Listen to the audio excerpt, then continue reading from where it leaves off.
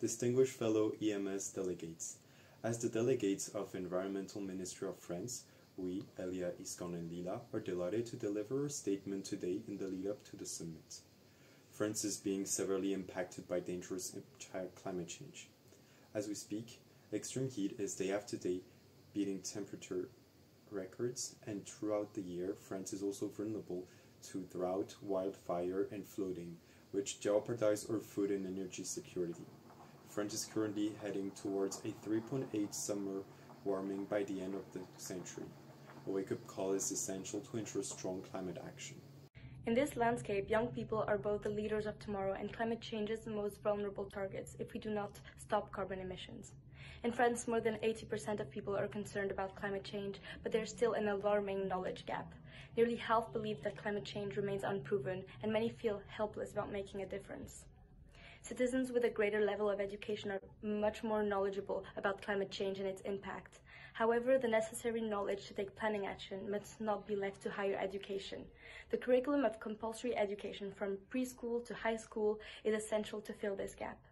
The Education Ministry has launched 3 phases of education for sustainable development since 2004, and the latest of which will be implemented this coming September.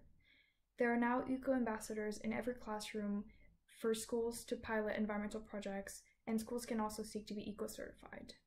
Since 2020, education curricula integrate more concepts of nature and human responsibility in primary school. In high school, students learn a lot more about climate science. However, high school is not part of compulsory education. In June, our ministry also declared 20 initiatives to improve teacher training, civic education, provide a €500 million fund for climate education projects, and many more initiatives. In higher education, a citizen convention as well as several NGOs have pointed at gaps in environment and climate concepts. Although collaborations between universities and grassroots projects such as the Climate Fresque have grown exponentially in recent years, we recognize that there is still work to do to make environmental learning more accessible in French higher education, and that agriculture studies specifically should be teaching about agroecology.